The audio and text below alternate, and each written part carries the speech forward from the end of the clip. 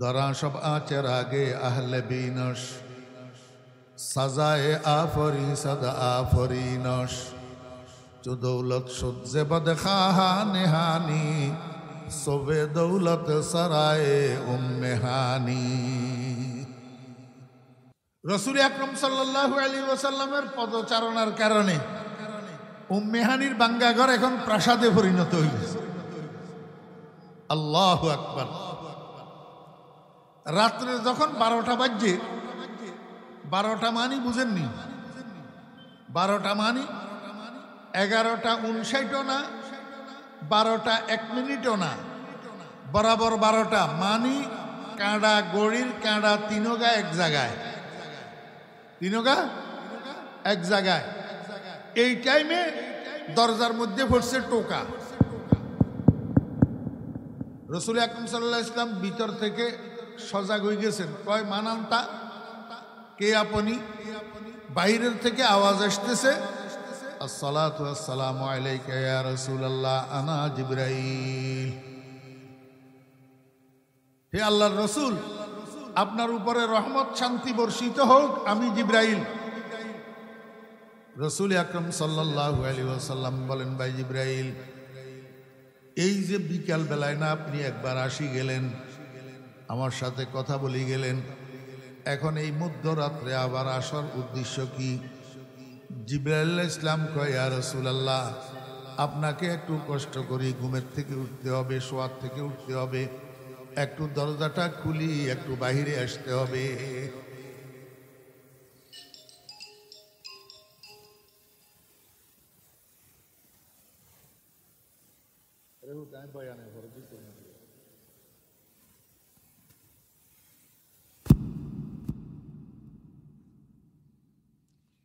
ইয়া রাসূলুল্লাহ, আপনাকে একটু বাহিরে আসতে হবে। রাসূল আকরাম সাল্লাল্লাহু আলাইহি ওয়াসাল্লাম খুব ভালো করে জানে, ওয়ামা ইয়ানতিকু আনিল হাওয়া ইন হুয়া ইল্লা ওয়াহয়ুন ইউহা। জিবরাইল নিজের থেকে কিছু বলার জিবরাইলের ক্ষমতা নাই, উপরওয়ালার কথা কয়। রাসূল আকরাম সাল্লাল্লাহু আলাইহি ওয়াসাল্লাম বাধ্য বালকের মতো, বাধ্য বালকের মতো রসুল আকরাম সাল্লাল্লাহু আলাইহি ওয়াসাল্লাম বাধ্য বালক একখান টেবিল আনে, এটি টি টেবিল একখান, কথা শুনে না, খালি আই আই এটি দপ্পর দপ্পর করে।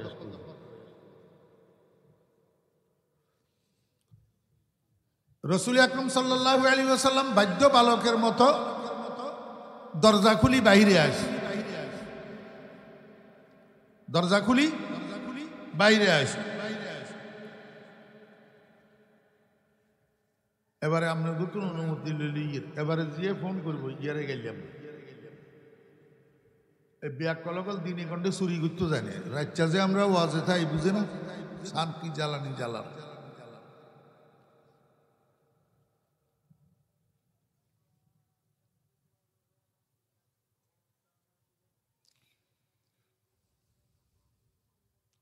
রাসূলুল্লাহ সাল্লাল্লাহু আলাইহি ওয়াসাল্লাম দরজাটারে খুলি বাইরে আসে। জিবরাইল আলাইহিস সালাম কয়, ইয়া রাসূলুল্লাহ, আপনাকে একটু কষ্ট করি, আমার সাথে যাইতে হবে। কোথায় এই প্রশ্ন আর নাই। জিবরাইল সামনে সামনে হাঁটা দিছে রাহাবর্ত, রাসূলুল্লাহ সাল্লাল্লাহু আলাইহি ওয়াসাল্লাম পিছনে পিছনে অনুসরণ করতেছে।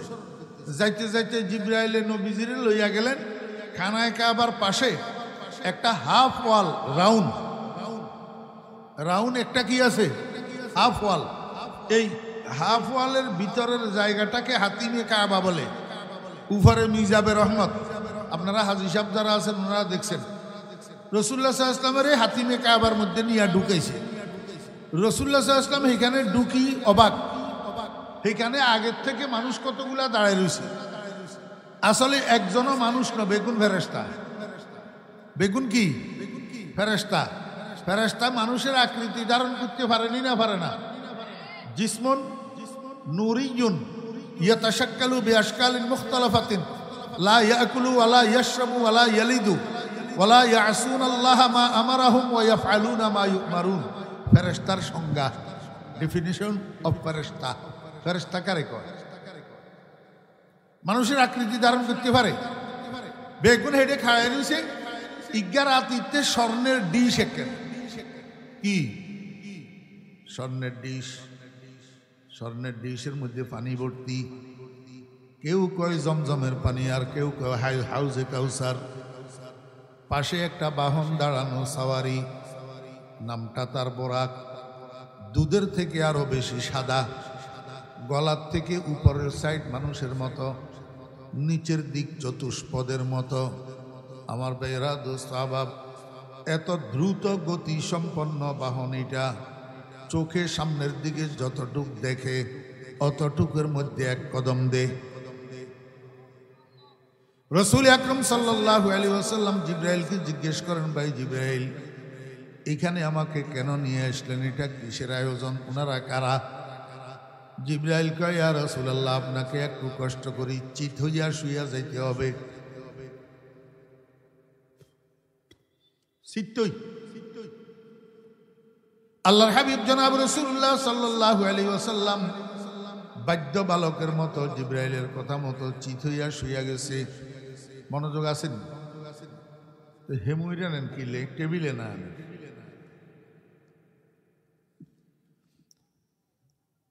আমি একেবারে অমনোযোগী মানুষ কুললে দেখতে পারি না। অমনোযোগী মানুষের কিচ্ছু হাসিল হয় না।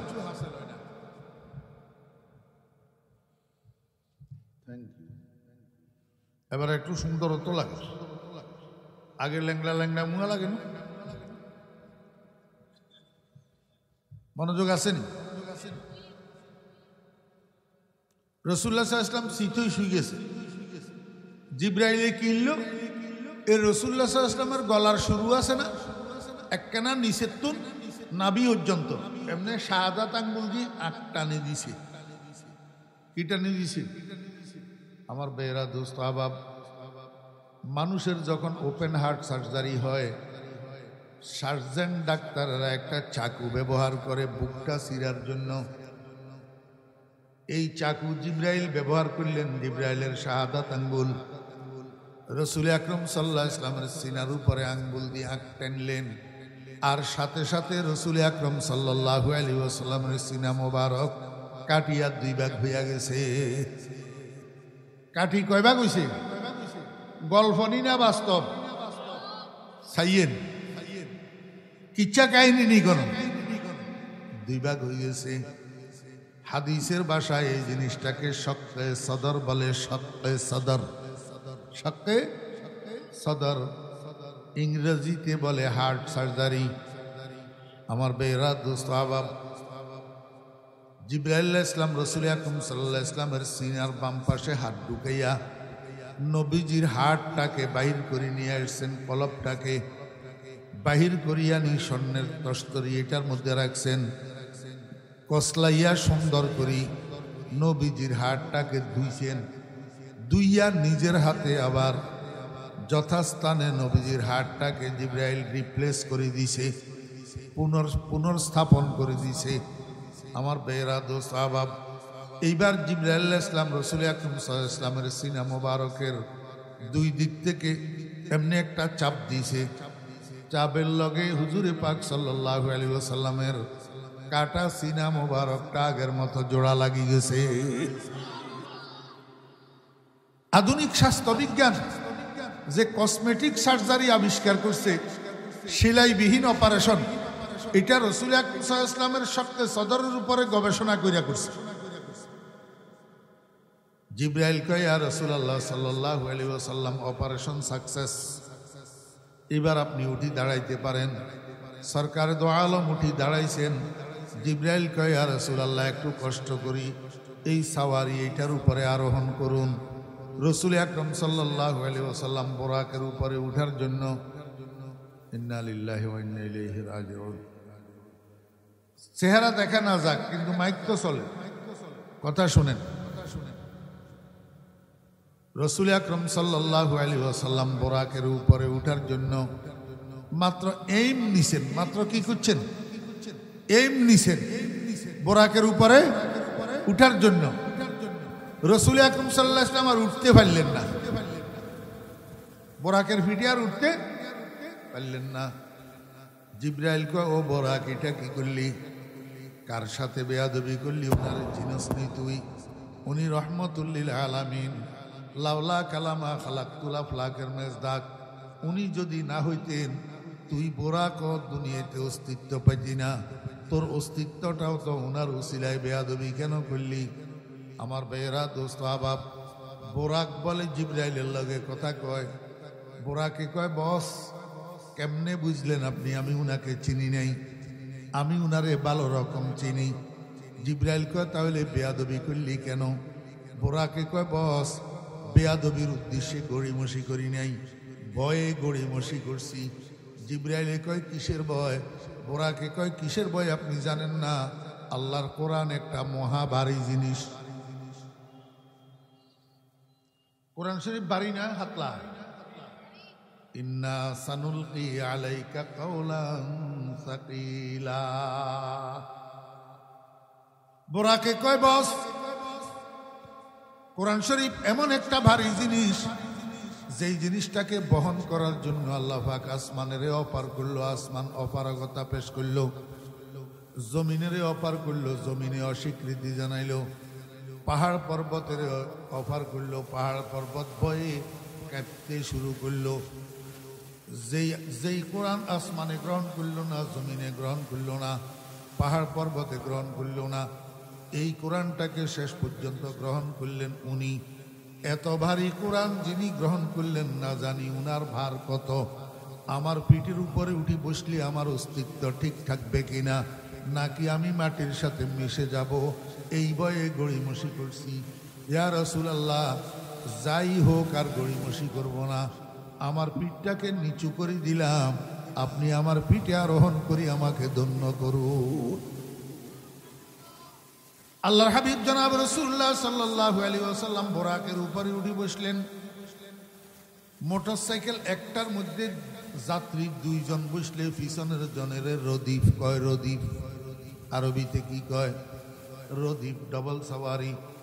একই বোরাকের উপরে নবীজির পিছনে জিবরাইল উঠে বসলেন। জিবরাইল বোরাকের কয় ও বোরাক, তোর যাত্রা শুরু কর, রওনা হইয়া যা। বোরাক দুজনের পিঠের উপরে লইয়া যাত্রা শুরু করলো। যাইতে যাইতে যাইতে যাইতে কোথায় গেল?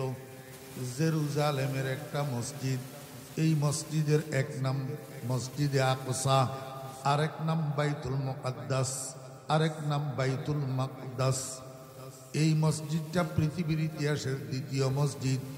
এটার সর্বপ্রথম নির্মাতা হাফতে ইকলিমের বাদশাহ, এই পৃথিবীতে জ্ঞান ও বিজ্ঞানের আবিষ্কারক আল্লাহর নবী হযরতে সুলাইমান আলাইহিস সালাম।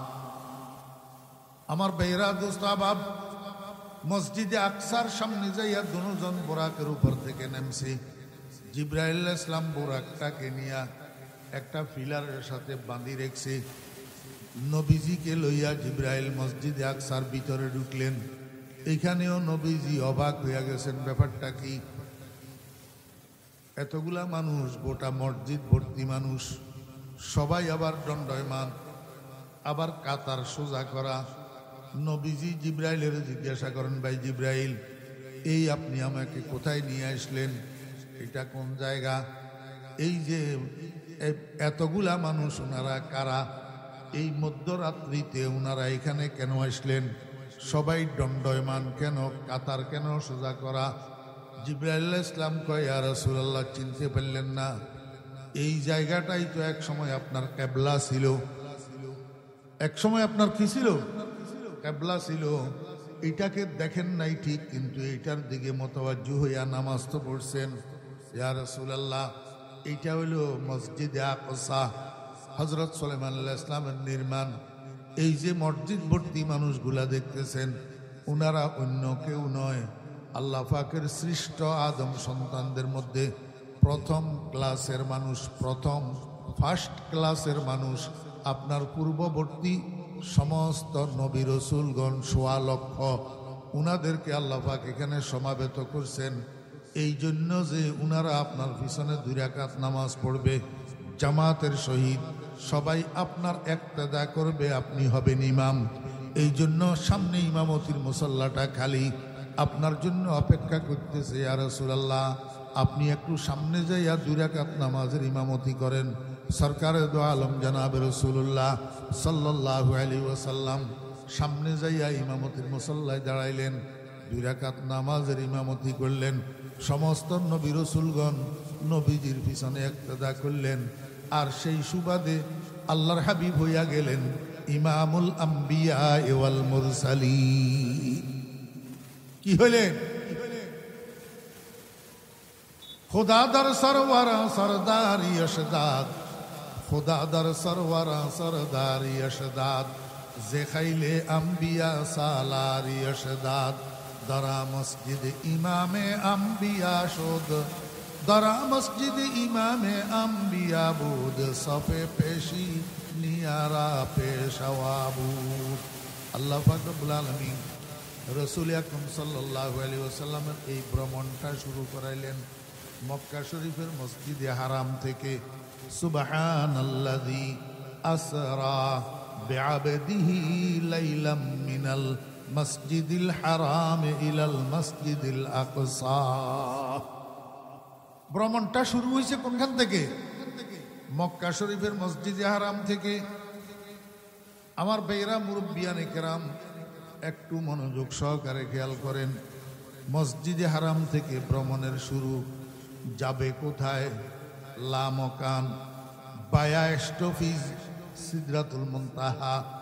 এই সিদরাতুল মুনতাহা নামক জায়গাটা মক্কা শরীফের খানায়ে কাবা থেকে এমনি সুইচ বরাবর সোজা উপরে, সুইচ বরাবর সোজা উপরে সেখানে একটা মসজিদ আছে।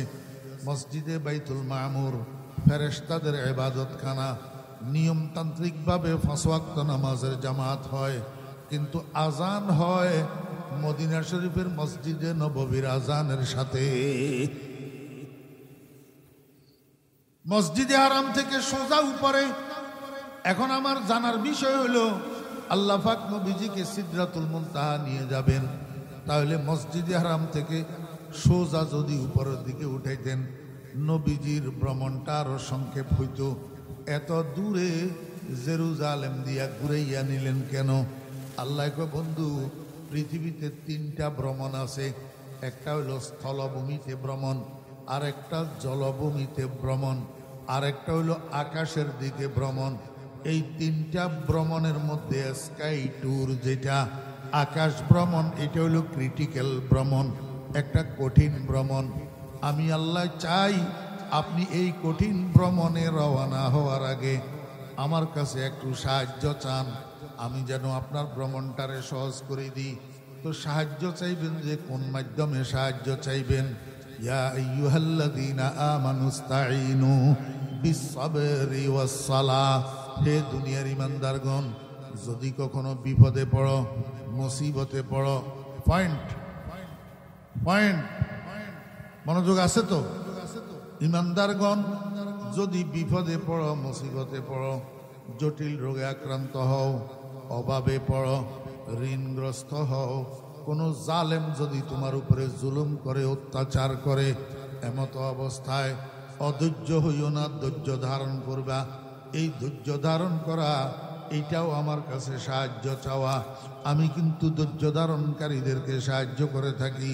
আর একটা মাধ্যম হইল সাহায্য করার 2 রাকাত নামাজ, যেটাকে সালাতুল হাজত বলা হয়। সালাতুল হাজত আমার বেরা দোস্ত আহবাব, আখেরি জমানার মুসলমান আমরা অল্প কিছু সংখ্যক আলেম ওলামা, মাদ্রাসার ছাত্র, অথবা কোনো পীর বুজুর্গর সোহবত পাইছে, অথবা তবলিগের জামাতের সময় লাগাইছে, এই তরিকার মানুষগুলা ছাড়া আর বাকি হাজার হাজার মানুষ সালাতুল হাজত কারে বলে চিনে না। সালাতুল হাজত কারে বলে চিনে না। আমার বেইরা দোস্ত আহবাব, এমন মুসলমানের সন্তান হাজার হাজার লক্ষ লক্ষ আছে, জীবনে কোনো দিন 2 রাকাত সালাতুল হাজত পড়ে নাই। আল্লাহ কয়, বান্দা কই যাস? মানুষের দুয়ারে দুয়ারে যাই লাভ কি? মানুষের দরজা খটখটাই লাভ কি? मांगना है मांग लो, औलाद तुम अल्लाह से, छोड़ कर उसको न मांगो साहिबे दरगाह से। মাজারে মাজারে কিলে ঘুরস, মাজারে মাজারে যাই রোগ মুক্তি কিলে সস, মাজারে মাজারে যাই ফলায় পরীক্ষায় ফাঁস করবেন লাই কিলে সস, মাজারের বাবার কাছে সন্তান কিনলেছস, আসল মালিক যিনি ভোর রাত্রে 4 রাকাত তাহাজ্জুদের নামাজ পড়, এরপরে 2 রাকাত সালাতুল হাজত পড়, এরপরে মালিকের কাছে চা। আল্লাহ কয় বান্দা তোর চাইতে দেরি, আমার দিতে তো দেরি না। मांगना है मांग लो औलाद तुम अल्लाह से, छोड़ कर उसको न मांगो साहिबे दरबार से। আমার বেরা দোস্ত আহবাব হযরত সাহাবায়ে কেরাম রিজওয়ানুল্লাহি তাআলা আলাইহিম আজমাইন, উনাদের ছোট্ট থেকে ছোট্ট প্রয়োজন, ছোট্ট থেকে ছোট্ট হাজত, স্যান্ডেলের ফিতা ছিঁড়ে গেছে, আল্লাহু আকবার 2 রাকাত সালাতুল হাজত, খড়ম খড়ম, তখনকার যুগে খড়ম ছিল, খড়মের বইলা ভাঙ্গি গেছে, আল্লাহু আকবার 2 রাকাত সালাতুল হাজত। আর আমরা জটিল কঠিন বিপদে পড়লেও, জটিল কঠিন রোগে আক্রান্ত হইলেও ডাক্তার বাবার কাছে যেতে পারি, ডাক্তার বাবারে 1000 টাকা দিয়ে দিতে পারি, লক্ষ লক্ষ টাকা দিয়ে দিতে পারি, মসজিদে যাইয়া 2 রাকাত সালাতুল হাজত পড়তে পারি না। আল্লাহ পাক রব্বুল আলামিন কয় বন্ধু আমি উপরের দিকে উঠানোর আগে আপনাকে দিয়া 2 রাকাত সালাতুল হাজত পড়ামু, আর এর উসিলায় আমি আপনার ভ্রমণটাকে সহজ থেকে সহজতর করে দেব, সহজ থেকে সহজতর। আল্লাহ কয় বন্ধু 2 রাকাত সালাতুল হাজত যে আপনাকে পড়াবো, আপনি এনফেরাদি পড়বেন না, একিলা পড়বেন না, জামাতের সাথে পড়াবো। আর জামাতের মুক্তাদি হবে 1.25 লক্ষ নবী রাসূলগণ। তো খানায়ে কাবার চারপাশে মসজিদে হারাম, মসজিদে হারামে এই নামাজটা জামাতের সাথে না পড়াইয়া জেরুজালেমের মসজিদে আকসায় নিয়ে গেলাম কেন? আল্লাহ কয় বন্ধু এখনো পর্যন্ত মসজিদে হারামের পরিধি এত বড় হয় নাই যে 1.25 লক্ষ মানুষ ধারণ করবে, কিন্তু মসজিদে আকসা নির্মাণ সংলগ্ন থেকেই 1.25 লক্ষ মানুষ ধারণ করার ক্ষমতা রাখে। এই জন্য আপনাকে মসজিদে আকসার দিকে নিয়ে গেলাম। আরও একটা কারণ আছে, এই মসজিদে আকসার চতুর্পাশে হাজার হাজার নবী রাসূলদের কবর আছে, অনেক নিদর্শন আছে, আমার অনেক শেয়ার আছে। এইগুলা দেখানোর জন্য আপনাকে সেখানে নিয়ে গেলাম। লিনুরিয়াহু মিন আয়াতিনা। আল্লাহু আকবার। আল্লাহ পাক রব্বুল আলামিন কয় বন্ধু আপনাকে দিয়া ইমামতি করাইলাম কেন, আর নবীদেরকে কেন মুক্তাদি বানাইলাম, মুসল্লি বানাইলাম? দুনিয়ার মানুষকে একটা মেসেজ দেওয়ার জন্য। ও দুনিয়ার মানুষেরা, আমার বন্ধু নবী রাসূলদের মধ্যে দুনিয়াতে এসেছে সবের পরে, সবের শুধু ওয়াজুদাস রাহমাতুল লিল আলামিন। আমার বন্ধু দুনিয়াতে এসেছে সবের পরে, কিন্তু মর্যাদার দিক থেকে, সম্মানের দিক থেকে 1.25 লক্ষ নবী রাসূলদের উপরে আমার বন্ধুর সম্মান, সবের উপরে আমার বন্ধুর সম্মান। এই কথাটা সাব্যস্ত করার জন্য আপনাকে 1.25 লক্ষ নবী রাসূলের ইমাম বানাইলাম। আমি রব্বুল আলামিনের জিজ্ঞেস করি, রব্বুল আলামিন আপনার বন্ধুর মর্যাদা সাব্যস্ত করার জন্য ইমামতি ছাড়া আর কোনো কাজ বুঝি আপনি পাইলেন না? ইমামতির কাজ দিয়া বন্ধুর বৃদ্ধি মর্যাদা সাব্যস্ত করলেন কেন? আল্লাহ পাক রব্বুল আলামিন কয় দুনিয়ার মানুষেরা, তোমাদের সমাজের মধ্যে যত পেশা আছে এই সমস্ত পেশার থেকে সম্মানের পেশা হইল ইমামতির পেশা। বুঝছেন না বুঝেন নাই? যত কাজ আছে সবচেয়ে সম্মানের কাজ হইল কি? ইমামতির কাজ। তোমাদের সমাজের মধ্যে যত মানুষ বাস করে সবচেয়ে সম্মানী মানুষ হলো মসজিদের ইমাম। কিন্তু আমাদের দেশের তথাকথিত কিছু হায়ার এডুকেটেড তথা উচ্চশিক্ষিত মানুষ এই কথাটা তারা মানতে পারে না যে সমাজের মধ্যে যত মানুষ আছে সবচেয়ে সম্মানী মানুষ মসজিদের ইমাম। এই কথাটা তারা মানে নিতে পারে না। তারা কয় এইটা কি করি সম্ভব? একটা মোল্লা বেচারা অল্প কিছু আরবি লেখাপড়া করছে, আমি তো MBBS pass, FCPS pass, FRCS pass, LLB pass, LLM pass, bar at law pass, CA pass, MBA করা, BBA করা, ইঞ্জিনিয়ারিং করা। আমার থেকে একজন মসজিদের ইমাম কেমনে সম্মানী হয়? আমি আপনাকে বলবো দোস্ত, আপনি যাহা কিছু পাস করছেন এই সবগুলা দিয়ে আপনি নাশ হইয়া যাবেন। কারণ আপনি সব ডিগ্রি অর্জন করছেন কিন্তু কুলহু আল্লাহটা শুদ্ধ করেই পারেন না। আমি চ্যালেঞ্জ করলাম আমার বেয়েরা দোস্ত আহবাব, সারা বাংলাদেশের সমস্ত হায়ার এডুকেটেড যারা আছে, ইঞ্জিনিয়ার, ডাক্তার, ব্যারিস্টার, উকিল যত আছে, এই সবাইকে জরিপ করেন। কেমনে জরিপ করবেন? ওনাদের থেকে একটা এক্সাইম নেন। কিসের এক্সাইম? আর কিচ্ছু না, খালি কুল হু আল্লাহু আহাদ আল্লাহু সামাদ লাম ইয়ালিদ ওয়া লাম ইউলাদ ওয়া লাম ইয়াকুল লাহু কুফুয়ান আহাদ। আমি যেভাবে পড়লাম এইভাবে পড়তে পারে কিনা দেখেন। আমি চ্যালেঞ্জ করলাম 100 জনের মধ্যে 10 জন পাবেন না কুল হু আল্লাহু আহাদ শুদ্ধ করে পড়তে পারে। আপনারা বলবেন হুজুর আপনি কেমনে বুঝলেন? আমি কই বুঝছি এই কারণে যে উনি আউযুবিল্লাহ বিসমিল্লাহ পড়তে জানে না, কুল হু আল্লাহ কোন পড়তে জানবো? বলে হুজুর আউযুবিল্লাহ বিসমিল্লাহ পড়তে জানে না, যে এইটা কেমনে বুঝলেন? আমি দেখি আমাদের দেশের কিছু লিডারেরা, কিছু নেতারা যখন স্টেজে বক্তব্য দেওয়ার জন্য আসে, বাংলাদেশের মানুষ তো ধর্মভীরু, ধর্ম অনুরাগী। এখন নিজেকে ধর্মভীরু সাব্যস্ত করার জন্য, নিজেকে দিনদার বুঝানোর জন্য বক্তব্যটা শুরু করে বিসমিল্লাহ দিয়া, কিন্তু আফসোসের বিষয় বিসমিল্লাহটা শুদ্ধ করে পড়তে পারে না। কয় বিসমিল্লাহির রহমানির রহিম। আপনারা পরীক্ষা করে চাইয়ে না, এতদিন পর্যন্ত হয়তো খেয়াল করেন না, এবারে খেয়াল করিয়ে। বিসমিল্লাহটাও শুদ্ধ নাই, সালামটাও শুদ্ধ নাই, সালামের জবাবটাও শুদ্ধ নাই। কেউ সালাম দিতে গেলে কয় আসসালামু আলাইকুম, আর কেউ সালাম করলে কয় ওয়ালাইকুম সালাম। এগুলা হলো বরকতের বিসমিল্লাহ ন।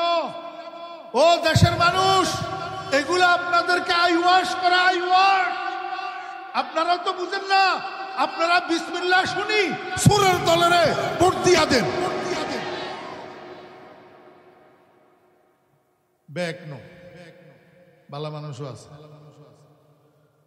দুনিয়ায়, সবটারে এক পাল্লায় ওজন করা যায় না।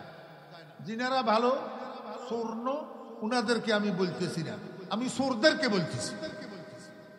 দেশের সম্পদ লুট করি যারা আলিপুতে টাকার পাহাড় গড়ে, দেশের সম্পদ লুট করি যারা সুইস ব্যাংকে টাকার পাহাড় গড়ে, দেশের সম্পদ লুট করি যারা সিঙ্গাপুর মালয়েশিয়াকে সেকেন্ড হোম বানায়, তাদেরকে বলতেছি। ঠিক বোর্ড আইলে তো আবার হেই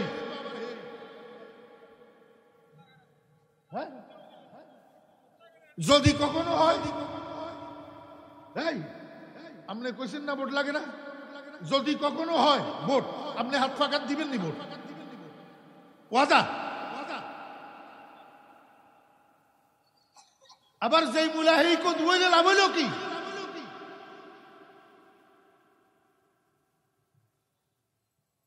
এগুলা বরকতের বিসমিল্লাহ নো, এগুলা পলিটিক্যাল বিসমিল্লাহ, এগুলা সুন্নতের সালাম আর সালামের উত্তর না, এগুলা পলিটিক্যাল সালাম, পলিটিক্যাল সালামের উত্তর। রসুলের সালাম এরকম না, আসসালামু আলাইকুম ওয়ালাইকুম সালাম নবাবড়া।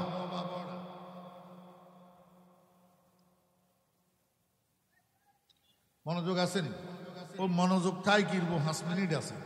এই 500 মিনিটের মধ্যে একটা কথা কই, আপনারা এই স্বাধীনের আগে বা পরে এই ক্লাস 4 এর বাংলা বইয়ের ভিতরে ইজ্ঞা পদ্য পাইছিলেন নি? 16 আনাই নিচে, হ্যাঁ? আর ইজ্ঞা বই আর কানের দিনাতি মারি বেলা 16 আনাই নিচে পদ্য ইজ্ঞা পাইছেন নি? এখনো তো মনে হয় ক্লাস 8 আছে বলে। 16 আনাই নিচে একটা কথা কোনো কর নি, কোনো আপনাকে চোখের তলে পড়াইনো 16 আনাই মিশে চাই কনে দেখছেন, একটা হাত উঠে আনছেন, নইলে তো আমার কথাটা বুয়া হয়ে যাব। 16 আনাই মিশে, হ্যাঁ কথা এবারে শোনেন। পদ্মা নদীর খেয়াঘাট, পদ্মা নদীর খেয়াঘাট, মাঝি বই রয়েছে নৌকা লইয়া, যাত্রী ভার করে বেললে। তো বাবু একটা সাহেব যাইয়া কয় ও মাঝি হেপার যাইবা? কয় যামু। কয় ভাড়া কত? কয় 16 আনা। কয় আর কম হবে না? কয় না রে বাবু না। কয় আচ্ছা চলো। নৌকা ছাড়ি দিছে, বাবু নৌকা তুলছে, একটু সামনে যাইয়া এবার বাবু এ মাঝিরে কয় ও মাঝি বয়স কত? কয় এই 50। কয় নৌকা বাও কতদিন? কয় মাঝির ছেলে মাঝি, আব্বাই বুঝাইছে পরে এই কাজে লাগাইয়া দিছে। বাবু এ কয় তাহলে তো নদীতে তোমার দীর্ঘদিনের অভিজ্ঞতা, বলো তো দেখি জোয়ার ভাটা কেন হয়?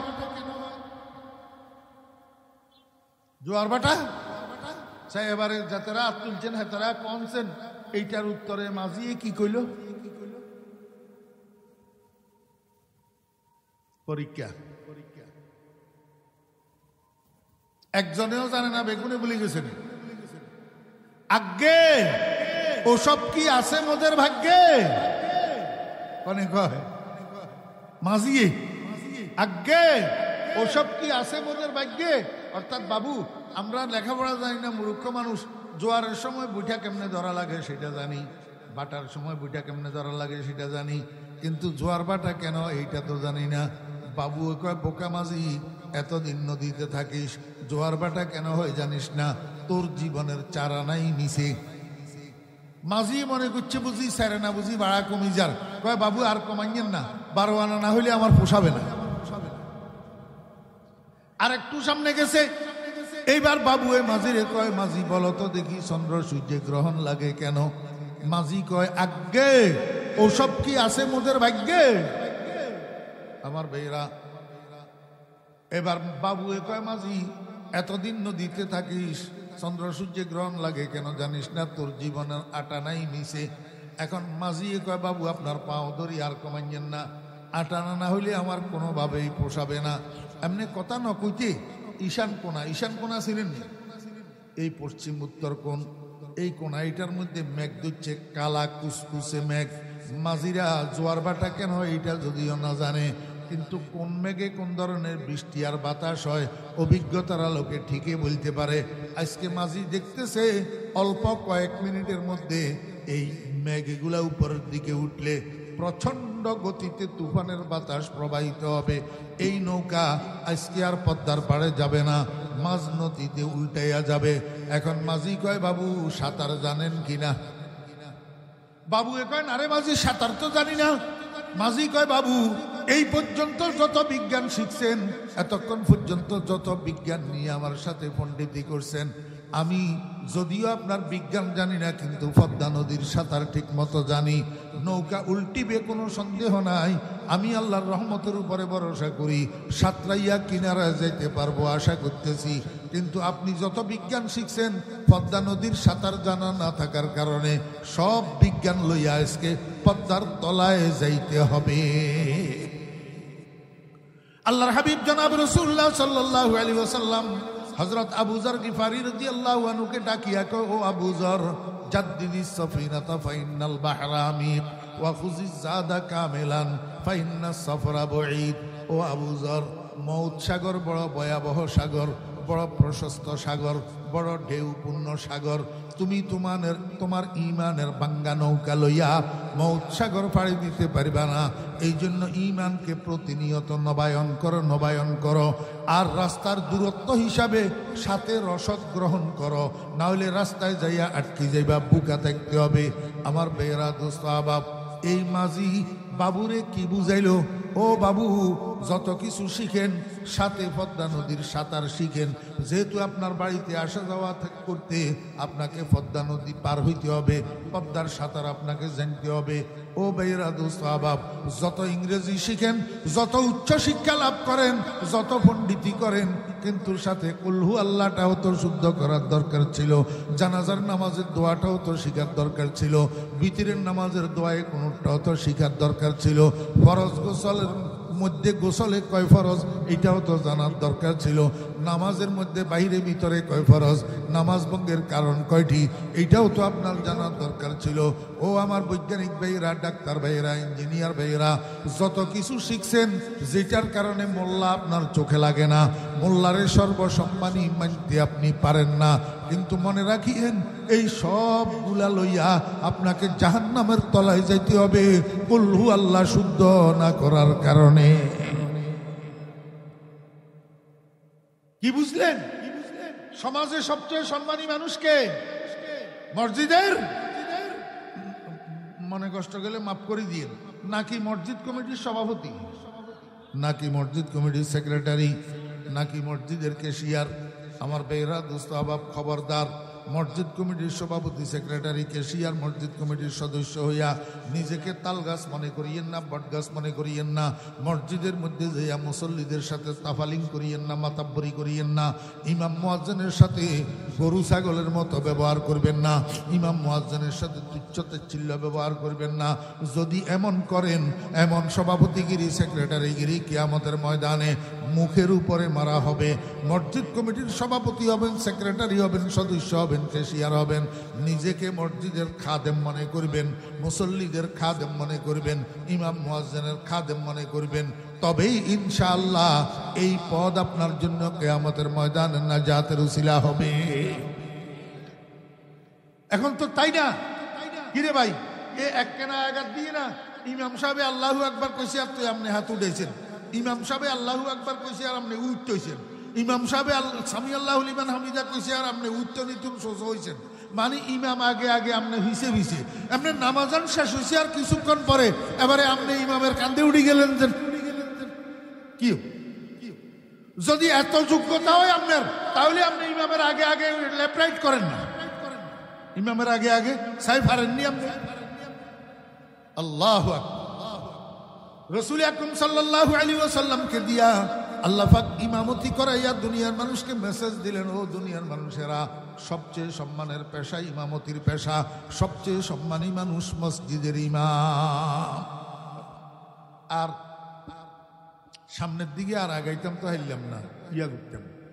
আসল মেহরাজের আসল জিনিসটা সামনে রয়ে গেছে। আল্লাহ যদি হায়াতে বাঁচায় কোনো সময় আবার সুযোগ হইলে শুনবেন। এই যে কথাগুলা হইছে এগুলার উপরে আল্লাহ পাক আমাদেরকে আমল করার তৌফিক দান করেন। ওয়া আখিরু দাওয়ানা আনিল হামদুলিল্লাহি রাব্বিল আলামিন। আসসালামু আলাইকুম ওয়া রাহমাতুল্লাহি ওয়া বারাকাতুহু।